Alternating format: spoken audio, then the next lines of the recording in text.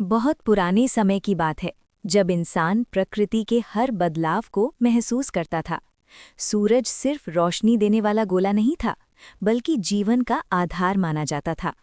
लोग सुबह उठकर सूर्य देव को प्रणाम करते थे, क्योंकि उनकी रोशनी से ही खेतों में फसल उगती थी, नदियों में पानी बहता था और धरती पर जीवन संभव होता था।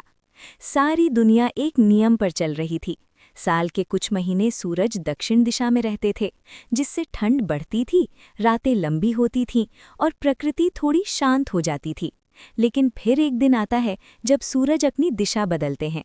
ये दिन होता है मकर संक्रांति का। इस दिन सूरज मकर राशि में प्रवेश करते हैं और उत्तरायण की शुरुआत होती है। दिन धीरे धीरे लंबे होने लगते हैं, रोशनी बढ़ने लगती है और प्रकृति फिर से जीवन से भर उठती है। इसलिए मकर संक्रांति को सिर्फ एक तिथि नहीं, बल्कि अंधेरे से रोशनी की तरफ बढ़ने का प्रतीक माना गया।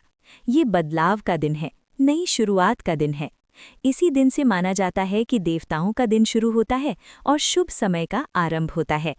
महाभारत के समय की बात है। भीष्म पितामह, जो इच्छा मृत्यु का वरदान पा चुके थे, शरशैया पर लेटकर अपनी मृत्यु का इंतजार कर रहे थे। उन्हें पता था कि उत्तरायण के समय शरीर त्यागना मोक्ष देता है। इसीलिए वे अपनी पीड़ा को सहकर मकर संक्रांति का इंतजार करते रहे। जैसे ही सूरज उत्तरायण में आए, भीष्म पितामह ने अपनी देह त्याग दी।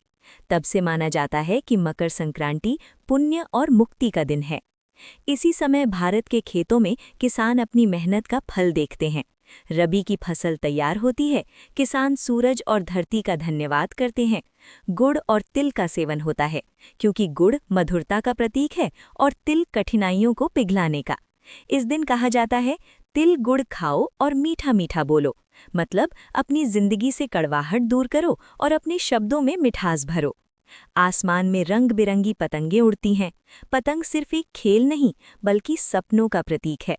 जैसे पतंग हवा के साथ ऊपर उठती है, वैसे ही इंसान अपनी उम्मीदों को ऊपर भेजता है। हर पतंग एक संदेश देती है, ऊपर उठना है, आगे बढ़ना है।